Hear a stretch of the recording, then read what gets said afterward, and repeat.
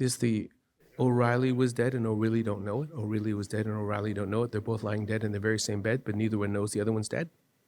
I have never heard that. That almost sounds like a rap song. I'm trying to I It's don't very- know mimic that your. one. No, It's Irish. There. really. So O'Reilly was dead and O'Reilly don't know it. O'Reilly was dead and O'Reilly don't know it. They're both lying dead in the very same bed, but neither one knows the other one's dead. I mean, that's That's you learn. such a good one. Welcome to the Achieve Workplace Culture podcast, where Wendy, Chris, and Eric explore the latest news stories, their work, and trends for creating and maintaining a healthy workplace culture. Welcome to episode 44 of the Achieve Workplace Culture podcast, where we help you find strategies and actionable ways to strengthen your workplace culture. And as we always say, if you're not paying attention to your workplace culture, then you're missing opportunities to make your organization great. I'm Eric Stutzman, and today with me, as usual, is my co-host Wendy Loewen. And as is not usual, we welcome a co-host, David Jung. And we are very pleased to have you here today, David. Well, thank you for Yeah. having me. Oh, it's great. David, for those of you who don't know, is a regular contributor to the Achieve training environment, consultant. He works heavily with us as with a bunch of other organizations as well. And we brought David on the show today because we're particularly interested in talking about an area of content called polarity management and what polarity management has to say about workplace culture. But before we dive into all of that, let's just start with how you doing today. You know, I'm doing actually pretty good. We waited at the airport for. We got there at 2, left at 9 from Pearson. Yes, so Plenty of time to watch some movies, I guess. yes, we sat a little longer than we expected. The plane said they had a flat tire. Oh, And so we're like, So we got on the plane, got deplaned, and then we waited 7 hours more. And they gave us a new plane after. Yeah. So I was like, oh, nice. So This it was a longer time in the lounge than my wife and I expected. I suspect so. It's amazing how long it takes to change a tire on an airplane. And I didn't apparently. even see them change the tire. They just changed the plane. So I was like, No wonder flights are so expensive. You Yes. change a whole plane when you could just change a tire. yes. There's some analogy there for workplace culture, maybe. I don't know. Yeah. Yes. I don't know what it is. Yeah. How are you, Wendy? Oh, I'm doing really well. And I'm doing really well for many reasons, but in particular that David made it home last night. We were messaging, texting back and forth. And really glad to have you here today, David. Yeah, it's And great. good to too. be here with you, Eric, again. Yeah, and here we are in mid-May, and outside it's about 35, 36 degrees, which in Fahrenheit's getting close to 100. It's hot, which really hot for Manitoba in May. Yep. Unseasonably hot. So we're all trying to figure out how to cope with all of that and those sorts of things. So as I said, for this episode of the podcast, we're going to ask the question, what is polarity management and why does it matter from an organizational culture perspective?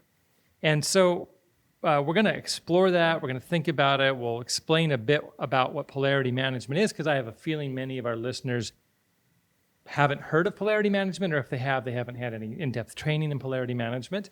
And so we'll do a bit of explanation, but then we're going to talk about the concept itself and what practically it could mean for leaders in the workplace as they seek to navigate their workplace culture, build strong cultures, and those sorts of things. And as always, at the end of our podcast, we will end with a rant or a rave. And followed by that, we will do a summary of the show with some actionable items that people can take away right away to add to their toolbox or to their thinking library of ways to think and believe and be in the workplace. So what is polarity management? David, we brought you in because you specialize in this more than many people do. Could you give us a Cole's Notes? What is polarity management? Great question. I think, the simple way to explain it is that a lot of times people get into conflicts, right? And they're trying to manage the conflict, but meanwhile, it's not a problem to solve. What it really is a polarity to manage. And oftentimes when I go into workplaces and I tell them that, they're like, what?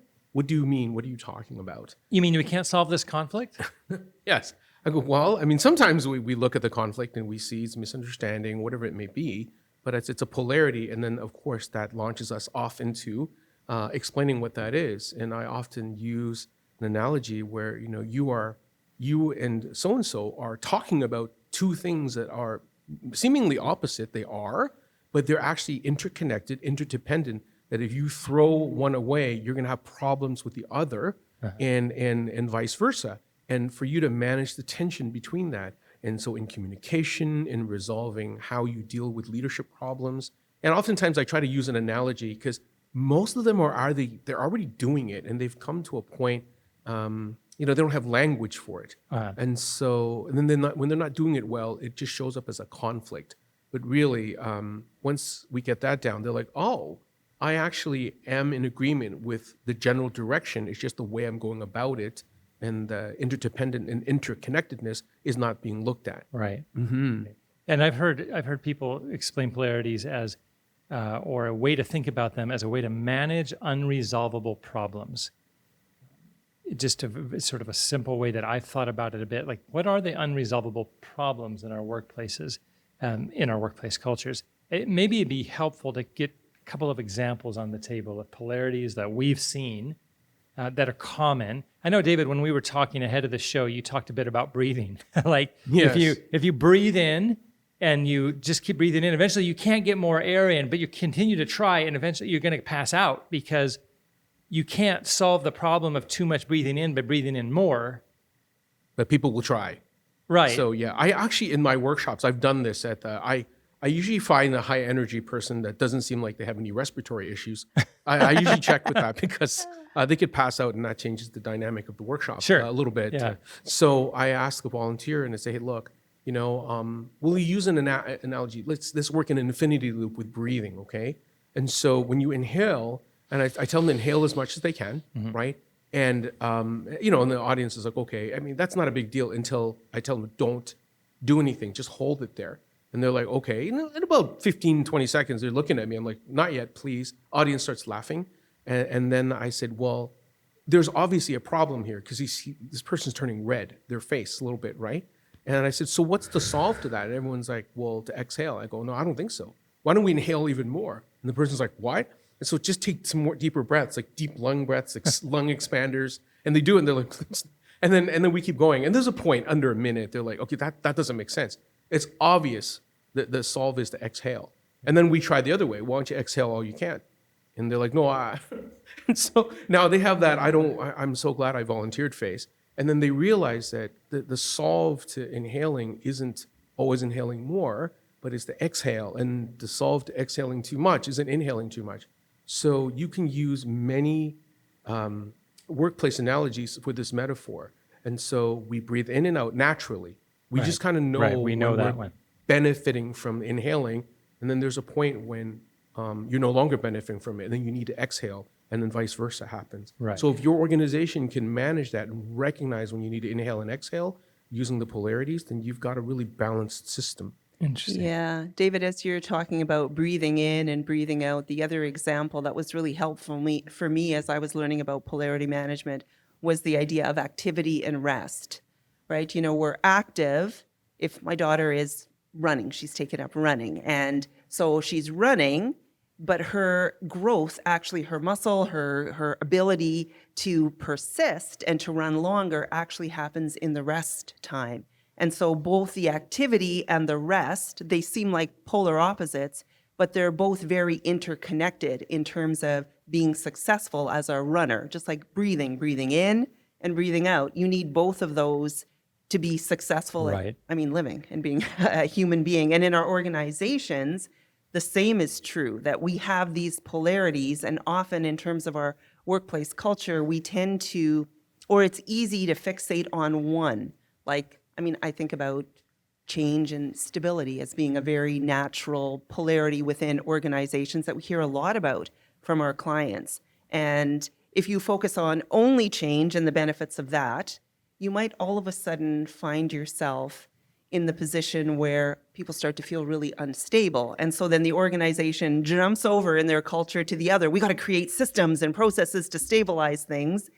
And then they've lost the benefits of the change, and they don't realize that there's actually an exchange that is happening between the two that's really valuable. Both of those polars have benefits and downsides. And so you need to be aware of both of those. And it's almost like you need to recognize when you're starting to get the downside of over focusing on one to the neglect of the other. Okay, we've been inhaling too much.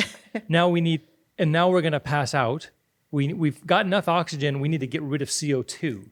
So you breathe out, and you keep breathing out. That feels so good. But if you keep breathing out, you purge your CO2, but now you need the oxygen. You got to breathe back in. That's the breathing analogy. But like from your rest and activity perspective or change and stability perspective, going back to the activity one, activity gives you energy to a point, right? That's the Right. upside of activity. It actually builds you and gives you energy to a point. But at a certain point, you start to see fatigue setting in, right? If you don't recognize you're getting fatigue from it and go to rest, you will eventually burn out. You won't be able to sustain. You'll be forced into rest in a way that's not healthy. But if you move to rest, your body can rest. But if you rest too much, guess what? You're not going to be able to run that 5K tomorrow because you didn't train enough. So the training is a polarity.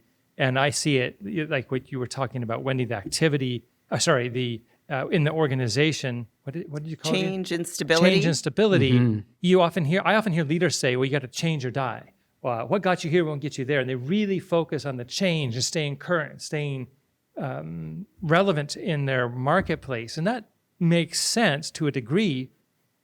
But if we can easily come up with it. If we over-focus on change, how does it impact staff? Yeah, it's instability. People don't know what's going on. It's hard for them to commit to something that's going to change every 5 weeks or something. Right. I mean, you're talking about both and instead of Right. either or. Yes. Both and is what we're looking for. Right. And so when you think about a common polarity happens to do with, do we focus on the team or do we focus on the individual? Uh-huh. It's yes and yes, Yes. right? There's times you over-focus on the individual and everyone's like, well, why are they so special? Right. But if you focus too much on them and you don't get the benefits anymore, the rest of the team gets left out. But if you don't focus on the team, then what happens is there's no cohesion. And so what good managers will be able to do is, okay, when are we reaping the benefits of focused on individuals, getting them training, getting individual help, and when do we focus on the team? When do we do that? And there are signs to be able to map that out. And if you don't map that out, you'll find out the hard way.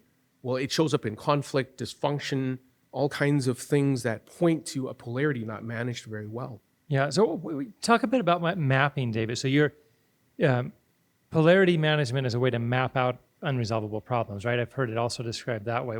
When you map a polarity, what are you actually doing?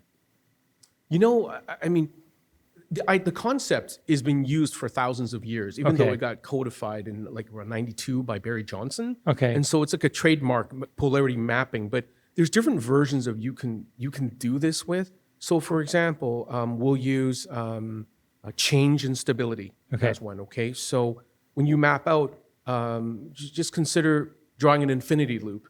Okay. On one side of that infinity loop, you will have stability, and the other side is change, right? And so if you look at the benefits of changing, right? And there's a point, you're on the upside of changing, and then all of a sudden you start to, the change is a little too much now. People are getting lack of cohesion, getting confused, and then you got to think, where am I moving? I'm going to move to the positive sides of stability instead of, well, let's change even more Right. and more and more and more, and then you're going to be so changed, nobody knows what's happening. Okay. And then you map it out where you get the benefits of stability, but then there's a point when you stay stable too long, you're no longer innovative, you're no longer agile, you can't do anything. Then you get the negative sides. Then you got to go back. Okay, I think we need to change some things now. So it's this loop that goes around and around. And so you map out the quadrants of hey, positives of change, some of the challenges of change, the positive stability, the negatives of stability. And if you can kind of know where you're on that continuum, moving around, you're always going to balance it right. But that does take communication, it does take inclusion, it does take some emotional intelligence Sure. to feel that out from people. So you start looking for what are the downsides if over focus on a particular pull. That we know the upsides of doing change well. The downsides we could probably list pretty easily too. And so we need to, as a manager or leader, recognize when we are getting more of the downside than the upside, and then try to draw in using that infinity loop. They're always balancing the two sides, right? Oh, we also need stability. Where are we doing with stability? What are the upsides of that? What are the downsides? oh, we're getting upsides here, we're getting upsides here, we're in pretty good balance. Oh, looks like we're getting downsides of too much stability and lack of creativity. We could name a bunch of things, right? Sure. And that would give us an indication that maybe we've over-focused on one pole. We got stuck in our infinity loop over here too Yeah. long. or Yeah, something and like that. and Eric, what I have seen, and I know David, we've talked about this in the past, where some organizations will then completely flip. So we're not going to do any more change, no Yep. more innovation. We're going to just completely focus on stability and creating, rigid processes and systems in place. And they think that's going to solve the problem. But when you start thinking about this as an unsolvable problem, it's not a problem to be solved. In other words, it's a problem or an issue to be managed, or a situation to be managed, or a concept, an idea, a value, a tension that needs to be managed.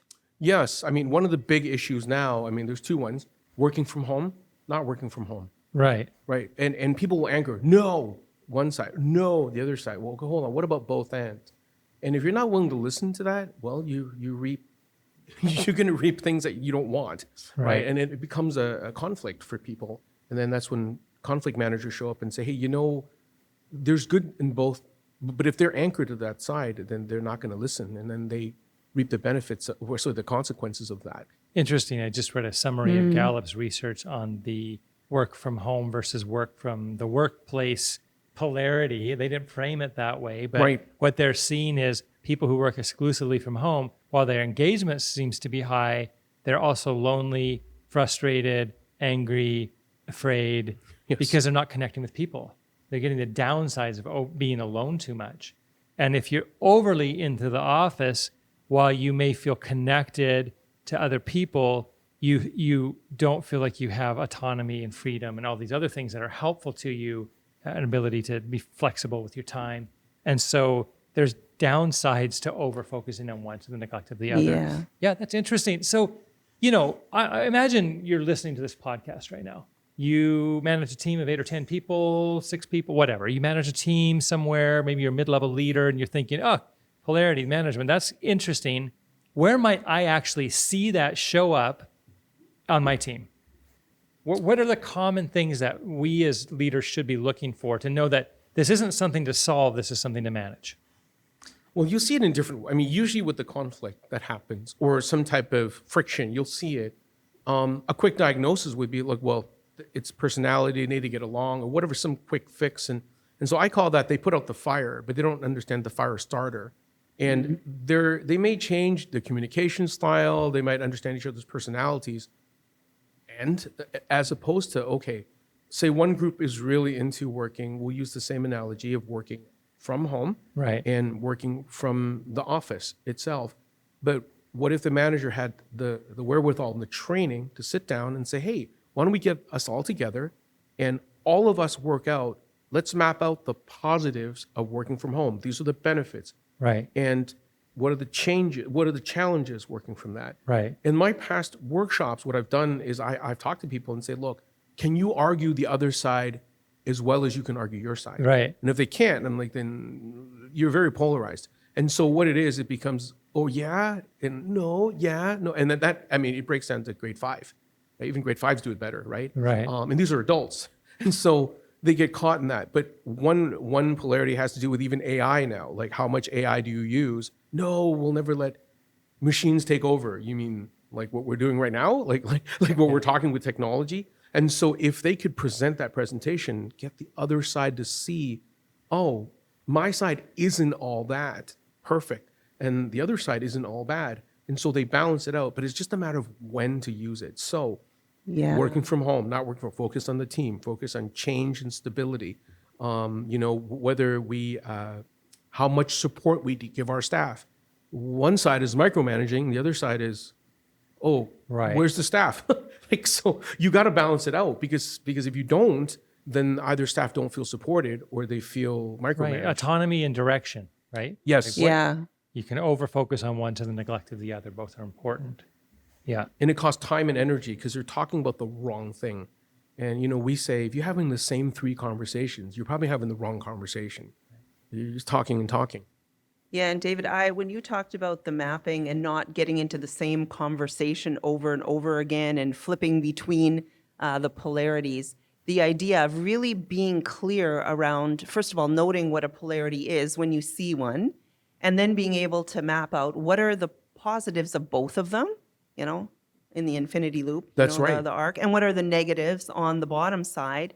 And I think it's also important to really know what are the indicators when you're moving towards the downside of that polarity, so that you can intentionally say, also part of the map should be, what are the actions that we can take that will Right. move us to that other side, so that it's constantly, like you said, this flow back and forth. But you have to be, as an, with your culture within your workplace and leading an organization, you have to be comfortable in that sort of tension that it actually never leaves. That's the tension we want to be in.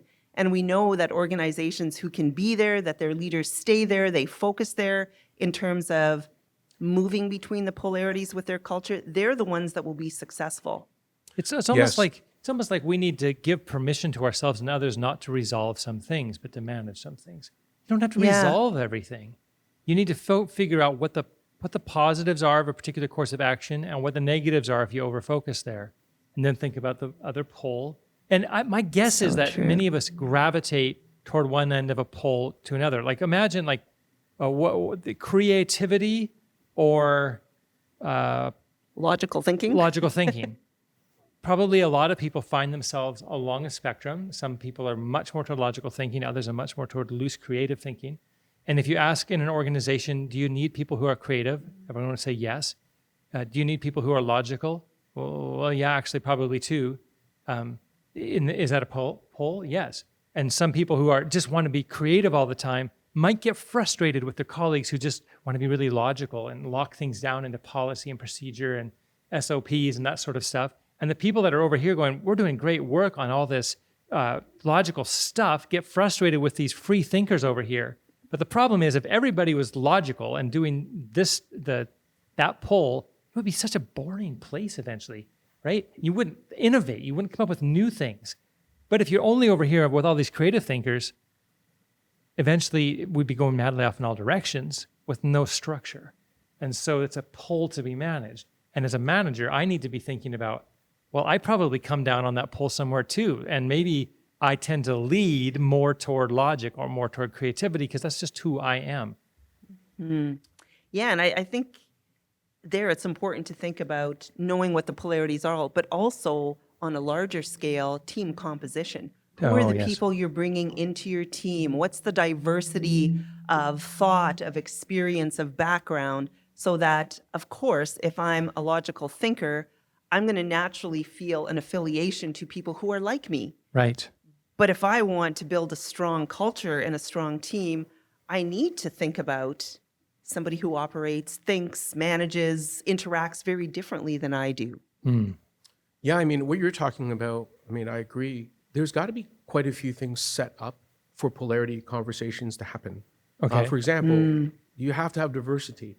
And if you had 6 apple pies and I had 6 apple pies, you want to trade? Yeah. What? I mean, Yeah, what a waste of time that would be, a gas, right? But if you had 6 peach pies, I'm like, okay, now we got something to trade. So who do you got in the room can, because it's an echo chamber. Oh, we all agree with each other. I got, what? Like, that's not going to work. I think the other piece is, do people feel safe to talk about it? Psychological safety. Yeah. And are they able to articulate? Because one polarity we manage in our workshops is most workshops favor those who are quick processors and are able to speak up. Yes. Some people come up with their best answers for the answer 2 days later. Well, right? So sometimes with meetings, it's best to let somebody know beforehand so they can think of some of their ideas 2 days before.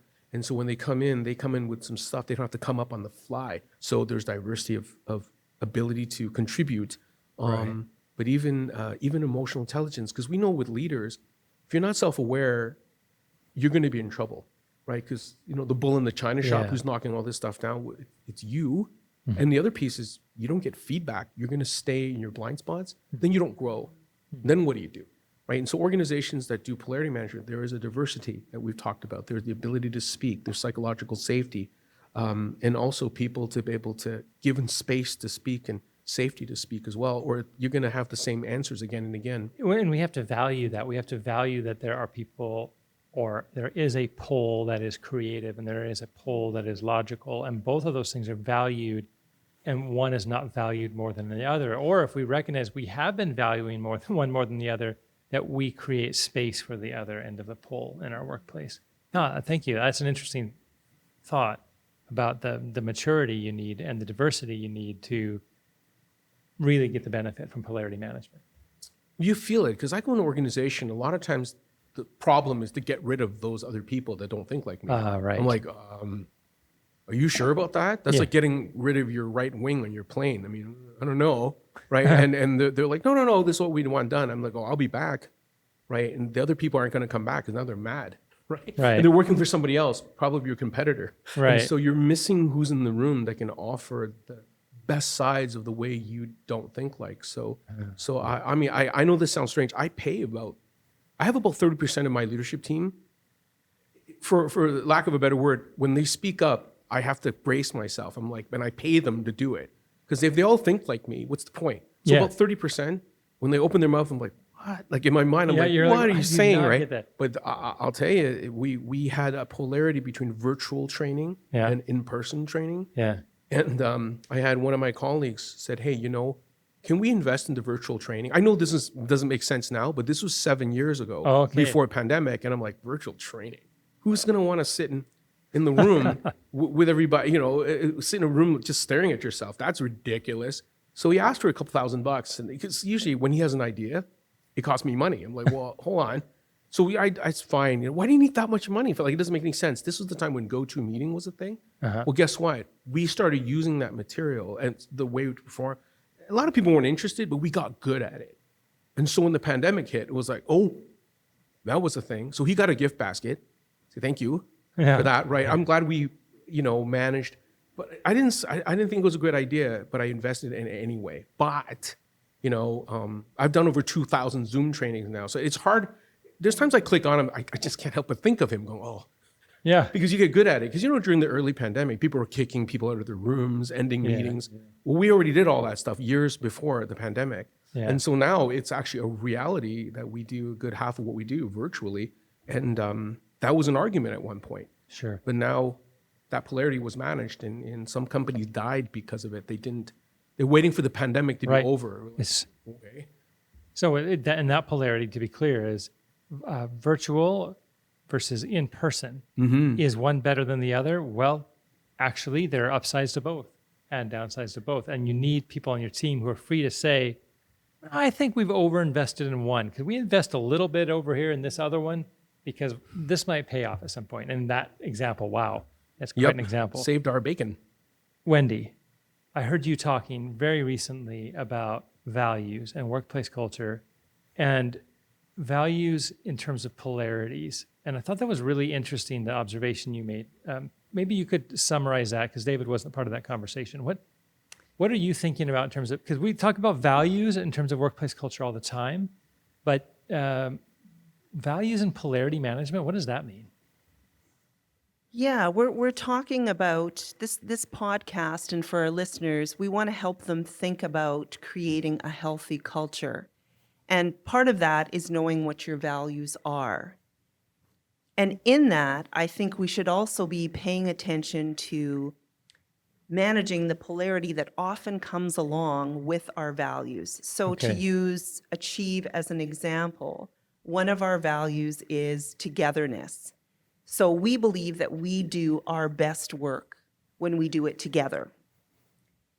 However, there's a downside to only focusing on that value. And so for sake of the conversation here, so we think about togetherness as our value. What's the polarity of that? Would be like autonomy. So is it an and question? Yes, it is in that regard. But I think when it comes to values, organizations can so fixate on the value without recognizing what are the potential downsides of that value and being able to note when those downsides are presenting themselves. And then I think the next step is to have, okay, what's our course of action then? When we note this, what are we going to do to move us to the other side? Right. And I also think values oftentimes come in pairs. So for us, another of our value is joy. I think the pairing value, which is also one of our values, is authenticity. We don't want joy in terms of toxic positivity. That would be a downside. So we need to be aware of what the downsides of that value is. And when we see those downsides, think about, okay, how do we course correct here? How do we navigate in the midst of this? So it's not just about conflict. I mean, managing polarities and conflict is really important, but it also comes down to how we create great workplace cultures and really paying attention to how our values are expressed. And if they're expressed to the exclusion of the opposite side, the other polarity, we run a risk. Yeah. It's like building in. Whenever you have friction, don't immediately think, what's wrong with them? Versus, okay, wait, is it about them? Or are we managing something much bigger than that? Yeah. And if it's part of the value, Yeah. part of the culture, then we're not wasting time asking all the wrong questions and then having to bring somebody in to talk about things that you actually agree with. And you're like, oh, because a lot of times like that, we actually agree. I'm like, yeah, well, you spent all this money talking about stuff, but they're just talking about the wrong thing when they actually agree. But polarity, once you infuse it into the culture to have that as a tool, as a initial conversation, you don't have to get into all this unhealthy time wasting conversation for no reason because it's built in. It's built in as one of the questions you ask, what's the problem right here? And it's often a big problem with organizations. Like if your car stops, you're not going to check your engine right away. You can check, oh, do I have gas? That's one of the first go-tos. Sure. Right? Well, it should be like that, I think, for organizations. Yeah, and David, you said this earlier, the idea that there's often presenting problems within a workplace culture, and leadership teams tend to then, stop the bleeding, so to speak. And Dan and Chris, who work a lot, our colleagues in culture transformation, talk about if you really want to have sustainable long-term change, you need to think about what are those roots that are contributing. And managing polarities is, I think, one of those really critical tools to creating a great workplace. Yeah. I think that there are leaders that naturally do it for some, maybe they were trained, whatever. I think the challenge when I share the workshops is, great, you're a great leader, you know how to do this, but here's the thing. Can you make what you do explainable? Yeah. You guys go, well, just go in and, have a conversation and manage polarity. That's like telling, we're in the Stanley Cup playoffs now. Just, take the puck and shoot it in. Yeah, okay. Right. Like, there's a couple of things with that, right? It's not so easy. So can you make it explainable? Then if it is, then it's transferable. You can coach people, other people to think that, unless you're the only person that knows how to do this. And then it's explainable, transferable, then it's sustainable in your organization for every level. And so all of a sudden your organization's highly adaptable, highly able to move in this world that changes every minute. You just turn on the news, something new is happening. Every organization, their level of adaptability and ensures survival, not only then, but for the future, because they're created that organization that can move from polarity to polarity with great adaptability. I really love the idea of thinking about workplace values in terms of as a polarity, because we saw, Wendy, when we named togetherness as a value, and this was the staff said the staff worked together to name their values. We named togetherness, wonderful, and when we work together, we do better work. Yes, wonderful, but are there times when we need to work alone? Yes, there are. Absolutely, there are. That's the other side. Sometimes I need to be able to focus. So how do we know when we're over-focusing on togetherness? And one of the downsides that we have seen is that we're starting to take too much time to make decisions or too much time to move because we're trying to make everybody always feel included. And so we start slowing down. And we need to, the corrective isn't more togetherness. The corrective is some togetherness balanced by some individual time. And I think that'd be an interesting conversation actually to take to one of our upcoming staff days to say, have we thought about our values in terms of the polarity that exists? And what is the opposite end of this pole that we also need to focus on? it's just got my wheels turning there. I'm really thinking about that. Yeah, because we've talked about sneaky values, Yeah, right? sneaky Like with values. togetherness, harmony can be a sneaky value that sort of slips in. But I think the other part of the conversation is there a polarity here that we need to Right. manage, not just a sneaky value? Yeah, exactly. Wow, that's great. Sounds like a great initiative. Get all these new answers, new solves, both and. So let's name 2 or 3 other common polarities we see, just for our sakes, for the sake of our listeners, and then let's move to wrap up this section and move on to rants and raves. So do either of you have in mind some polarities you've seen? Let's just name a couple of them. What are the poles? We have a workshop where we talk about relationship and task and how we have, these two axes that we're looking at, where you are in terms of relational with your Yes. staff, where you are in terms of task, paying attention, Yes. and managing that. Right. And so I think that's a very common one for leaders. They tend to either be somewhat more relational Yes. than they are focused. Yes, excellent. Relationship or task is a pole to be managed. Do we Yeah. need both? Yes, we need both. So how do we get the best of both and recognize the downsides of over-focusing there? Short-term goals, long-term goals. Oh, yeah. That's Yeah, kind that's of a a big great- one. And so Right. too busy focus on one, you get myopic and you start crashing into stuff around you. And then too long focused, then you're like, we may not be around. What do I do tomorrow, Yeah, right? what do I do tomorrow? So strategic planning, they either That's focus too much interesting. on that. Yeah. And we're like, hey, what are you doing? Short-term versus long-term. And people tend toward one over the other because you have your favorite thing you like, right? But it doesn't mean that it's the only thing. And it's I don't think it's about if it's good or bad. It's about, is it appropriate at this time, Yeah. right? Excellent one. And Eric, one polarity that I think you manage very well, and in thinking about preparing for this pod and reflecting on the content of what we're going to talk about today, I think accountability and flexibility is another polarity, which I see you in action on a daily basis, Yeah, okay. move between the two. Okay. Excellent. Great food for thought. Let's work to wrap this section of the show up. If we were to say, answer the question, I'm a leader. I've now listened to this podcast on polarity management. Where should somebody start? Just in a sentence or two. Where should somebody start to pay attention? I think when they see conflicts or if they're having the same conversation again and again, you might want to look into polarity management and realize, am I trying to solve the problem? Meanwhile, it's really a polarity to manage. And if they don't know what that is, you need to learn what that is and go, oh, I'm using the wrong tool. Right. Okay. Yeah. Great. When something comes up again and again and again, it's probably a polarity. It's probably polarity. Most times it is. Yes. It is. Fascinating. Okay. Yeah, and I think resistance is another area where you Resistance. sense resistance to whatever it is, Right. a change initiative, any kind of change within an organization. I think part of change management should be looking at polarization. Awesome. Mm-hmm. Great. Well, it's that time of the show when we move to rants and raves.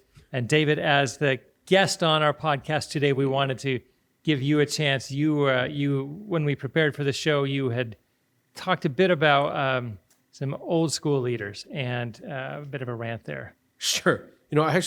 I thought of one in the time that I had to prepare. Another one. Okay, go Yeah, ahead. well, I changed a little bit of the details to protect the guilty. But I worked with one organization where the founder was so good at what they did. And so they were always on the site when the company was small and so much support for the staff when they were installing, doing what they needed to do. And so that was great. Polarity is great on that side. But as they got bigger and bigger, he needed to be more involved in strategic planning and just stepping back and not being on the ground. When you had 1 or 2 job sites, when you have 25 job sites, but he insisted on being every one of them. And so, Ouch. so we went in and a lot of conflict with the workers and it was found out that was the polarity. Like you're micromanaging too much. I think he liked what he did, but he was also CEO, president. He took all the roles. And so one recommendation was like, okay, you need to kind of let go and let them, you hire smart people, let them do the work, right? And so that's fine. So he's okay, I won't manage them anymore. And so I was, oh, great, awesome, that's a win. So what he did in the week was that I had one of the coworkers call and said, hey, David, you so-and-so, he installed cameras everywhere. I'm like, what do you mean? And he goes, well, he wanted to watch what we did. I was like, did you tell him to do that? I go, no, what are you talking about? He goes, I'm not managing them. I go, yeah, but you're watching everything but the washroom. So what are you doing? So he, instead of letting go, he's, well, I'm not there. I go, well, it's the same thing. Like, why would you install cameras everywhere? Well, I just got to watch what they're doing. So he went and micromanaged even more. Right. Because instead of being on one site, he's now at all of them, if you know what I mean, with the cameras. Right. And so I was like, what are you doing? Like, it communicates lack of trust. And I think I didn't tell him to do that. I was looking at the contract. I didn't. So that drove me insane. Like, what was that? What are you doing? Where'd you get that idea from? But he went to his area of strength, which is, Yes. and did more of the same pull. Right. That's the problem is like we go, oh, well, I guess I shouldn't be on every site. What do I do best? I monitor. How else can I monitor? Oh, I'm going to install cameras. And rather than the corrective being, do we need some oversight? Yes. But do we also need autonomy? Yes. How can I add autonomy while still providing the appropriate level of oversight that's going to be helpful and empowering? Instead, he just breathed in more. Let's spy now. Yeah. You're like, yeah, it created less work culture. So people are trying to avoid the camera angles. How do you do work like that? I was like, oh, wow. So anyway, that didn't go well. No. Sheesh. Okay. That's a good one. Yeah, it was pretty funny for me. Yeah. Wendy, you have one up your sleeve that you were I hoping to don't share? have a rant or rave, but as David was talking, I was thinking about the concept of polarity management, that example, how if you don't manage polarities, you get the downside of, the micromanaging, but then you also get the downside of the other polarity if you don't manage polarities well. Oh. So that's also baked into this understanding of why managing polarities is so important, because if you are only focusing on one side, eventually you're going to come around to the downside. And if you don't manage that, you're also going to get the downsides of the other polarity. Getting downsides all over the place. All over the place. Yes. Cool thing, there's a fix, though. It's always a fix Yes. if you choose. And the fix is an infinity loop, not a pendulum. Nope. Right? That's right. Right. one They're of the- one of the- interconnected pairs. That's Not I either think the one. important right? Yeah. idea. Yeah, that's right. It's like a magnet that has two poles, and those poles, it needs both. So it didn't work. Yeah. That's right. Excellent. All right. Well, thank you very much for guest hosting on our show, David. It's been just a pleasure to have you and have this conversation here. Yes. It's been a pleasure to be Thanks. here working with the two of you. Thank you. Yeah, it's Appreciate great to have you on the show. I hope to do it again sometime soon. Oh, well, thank Yes. you. Yeah. And at this point, we're going to turn the show over to Wendy, who's going to give us give you, our listeners, a summary of some actionable ideas or insights from this show that you can take home with you and work on in your workplace. Over to you, Wendy. As leaders, we all want to contribute to creating a great workplace culture, and we want to be able to bring our strengths to our teams and to our organization. And as was talked about in our conversation, let's really be paying attention to where we ourselves might be over leveraging our strengths, and to make sure that we create a team that brings in multiplicities of perspectives and ideas. And when we find ourselves disagreeing or having the same conversation over and over, let's be curious and ask ourselves, might there be a polarity at play?